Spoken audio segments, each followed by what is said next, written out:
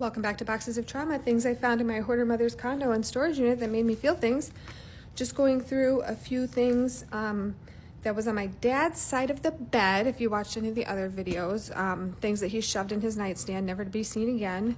I just went through this notepad and surprisingly found like their to-do list before he had open heart surgery, which was a scary time, but he made it through that. And anyway, and this old ass pet, he always had this, like, he always had a notepad and a pen. And this was just laying in there just like this with a pen on it. It seems like a fancy pen. It's an electric company. McNaughton McKay Electric Company.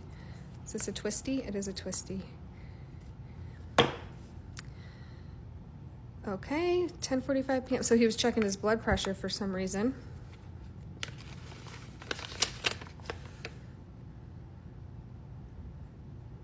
This was 1996.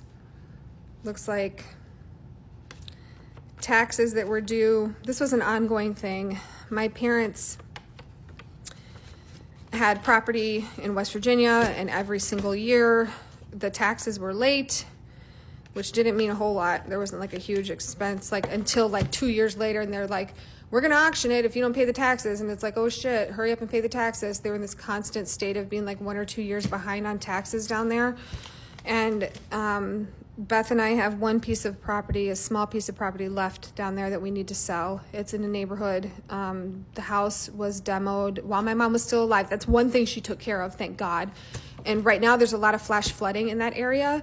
And if that house was still there and as condemned as it was, and unlivable, this water definitely would have taken it out, and then it would have been even more disastrous. So actually I'm really thankful that that's one thing she did before she went, was actually get rid of that house and have it demolished, because it was dangerous. And if it had been there now, I believe it would have been affected by the flash flooding.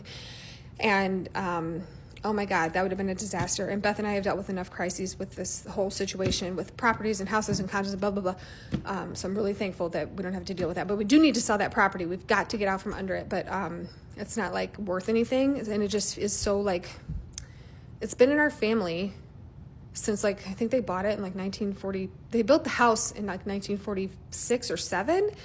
And it's been this like, taxes need to be paid every year. Is like some kind of thing with the taxes and da-da-da-da. Now it's Beth and I's responsibility. And it just seems such a shame, because property values are really low. We would be selling it for like nothing. And it just seems like such a injustice, you know. And I get how the world is. I get, you know, it's worth what it's worth, right? But it just feels so unfair to have had it for so long and to sell it for like $5. You know what I mean? It's in a neighborhood. It's just an empty lot now. Somebody could build on it. And it just feels so like, God, I wish I could just keep it then. But what would I be keeping it for? You know, it's not like you'd build a vacation home there. It's not that kind of town. There's no reason to keep it. You would just pay taxes on it and have to pay somebody to keep cutting the grass, which is what we do now. There's no reason to keep it other than sentimental value. And just because it just feels wrong to sell it, because it's been there so long and it's been ours so long and we've had to deal with it for so long. It just sucks, you know? But what are you going to do? We got to sell it. We got to sell it. It's the right thing to do. We just got to get out from under it, right? Anyway, what's in this? Just change. Why?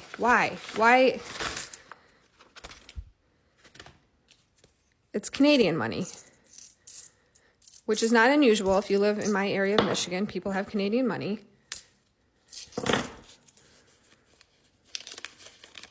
And $2 Canadian. Okay. I wonder what that was from.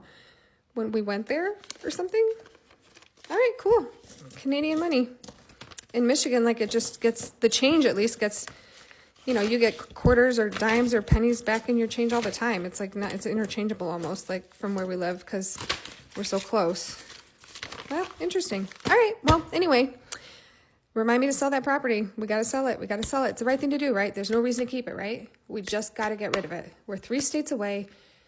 It doesn't mean anything. It doesn't mean anything. It doesn't mean anything. We should just get rid of it. We should just get rid of it. Let's just get rid of it.